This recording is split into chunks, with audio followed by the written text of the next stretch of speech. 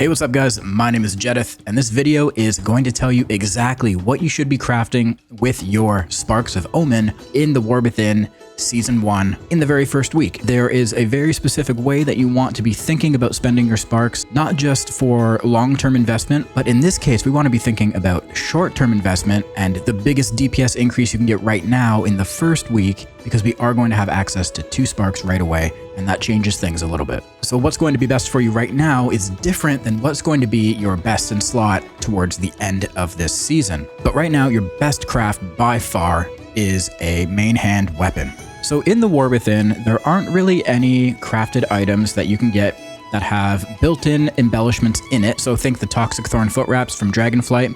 There really isn't anything like that that has the potential to be really good for us. There are a few, but they're set items. There are some other things that are mainly like healer based, like there's a ring and there's a neck, but they all have sort of these healing affixes on them. So we don't really have to worry about Blizzard going in and, increasing the potency of a random embellished piece of crafted gear that could change things for us. We're pretty safe because we can just craft a weapon. And if they do end up doing a little bit of tuning for the separate embellishments that you can choose to craft onto your pieces of gear, we can always go in and recraft those items and just change out the embellishments. So one pro tip that I want to give you right at the start of this video is that when you're crafting your weapons or crafting anything that you think you might be using long term for this season, you want to make sure that you're using the highest quality materials possible. So when you go to make your warglaive or your sword or whatever you're making, by the way, if you're a Havoc Demon Hunter, make sure you craft a weapon that has agility on it. Don't make the mistake of crafting like an intellect sword. Make sure you're crafting either a warglaive, a long sword,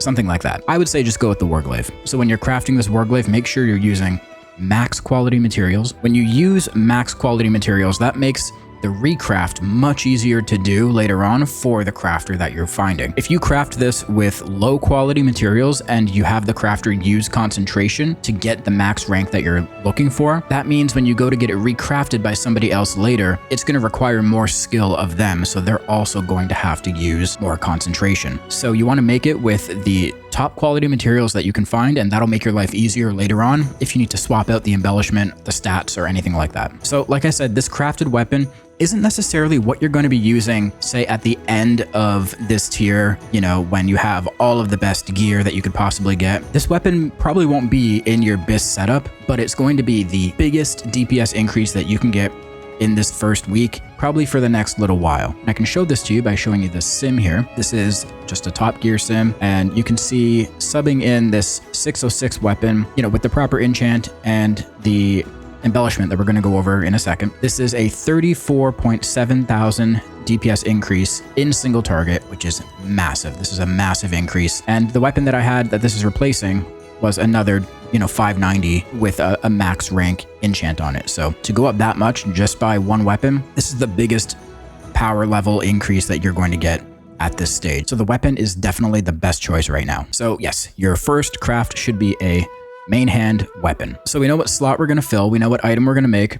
Now we need to know what embellishment and what stats we're going to put on the weapon. Crit mastery is always a safe bet. So crit mastery is the peerless missive. Now, when it comes to embellishments that you can put on weapons, your selection is different than the embellishments that you can put on other pieces of gear. So the best and highest simming embellishment that we can get on our weapon at the moment is going to be the Darkmoon Sigil Ascension. The Darkmoon Sigil Ascension is essentially the trinket put into embellishment form. So when you put this on your weapon, you gain Ascendance every 8 seconds you spend in combat. Ascendance grants 89 of a random secondary stat for 15 seconds, stacking up to 10 times. So this embellishment will have great uptime in Raid and kind of shitty uptime in Mythic Plus, depending on how you're pulling. But like I said, this is the best option of what you can put on a weapon right now. But now when Tuesday arrives, it's the start of the first week of Heroic, and we're going to get another half of a spark, which means we'll be able to make our second full spark. So we'll be able to craft a second piece of gear. Now you have 2 options here. You can make your second piece of gear now, or you can wait and you can put your second embellishment on a piece of 590 crafted gear like I have. And your second piece of gear is going to be a minor slot. It'll be something like wrists or belt. So going from 590 up to 606 in those low budget slots isn't a massive upgrade, so you don't have to worry about prioritizing it or making sure you get that crafted right away. You do not want to craft an item in your head, your shoulders, your chest, or your gloves, or even your legs, because those are slots that are going to be taken up by tier. And as we go into the raid for the first time, you don't want anything to interfere with you getting your 4-piece as quickly as possible. You want to leave all of those slots wide open, so even though you might go into the raid and you get gloves and shoulders, and say those aren't the optimal stats on those tier pieces, doesn't matter. You want to use those anyways. You want to get that 2-piece and you want to get that 4-piece as soon as possible. If you went ahead and crafted some, shoulders with your spark, you would then not be able to use your shoulder slot to get that tier. So you want to leave those spots open so you can occupy them with tier as quickly as you can. So do not craft items in those slots. You want to be crafting wrists or belt. Now, if you think that your guild is capable of potentially clearing the heroic raid in the first week, that will get you a free enchanted runed crest. And that runed crest is able to be used to craft a piece of gear, or you put it onto a piece of gear, and that will increase the item level of that piece up to heroic raid level. So if you think that your guild is going to clear the heroic raid in the first week, you can hold off on crafting your second piece, wait till you get that enchanted crest, and then craft your second piece using that crest, and that will bring that piece up to 619 eye level, which would be a much more substantial upgrade than 606. Okay, so which embellishment should you put on your second piece? If you're putting your second embellishment onto a 590 piece, then you have two options. You can either go with the writhing armor banding, which essentially just doubles the effect of your dark moon embellishment. Now, if you're making a 606 piece because you won't be getting that free enchanted rune crest,